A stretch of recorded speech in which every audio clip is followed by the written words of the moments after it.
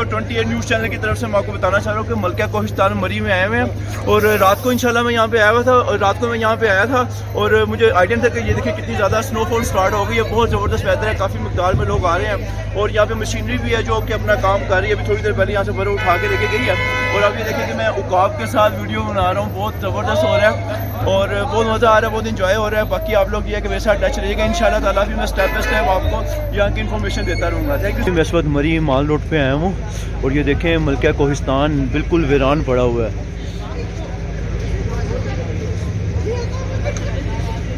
मरी बिल्कुल वीरान हुआ पड़ा है इस वक्त। मरी को बददुआ लग गई है जो उन्होंने लोगों के साथ ज्यादतियाँ की थी। आप ये देखिए मेरे साथ काफ़ी फ्रेंड्स हैं, ये डिफरेंट शहर से आए हुए हैं। तो भाई कहाँ से आए हैं भाई आप? ये पिंडी से आए हैं। अच्छा ये सारे की तरफ से पिंडी से। अच्छा ये माशाल्लाह सारे रावलपिंडी की तरफ से आए हैं और इस मौसम को फुल इंजॉय कर रहे हैं। तो आप लोग मेरे साथ रहिएगा और देखते जाइएगा आगे आगे जो अपडेट्स हैं इंशाल्लाह आपको देता रहूँगा। बहुत शुक्रिया जी।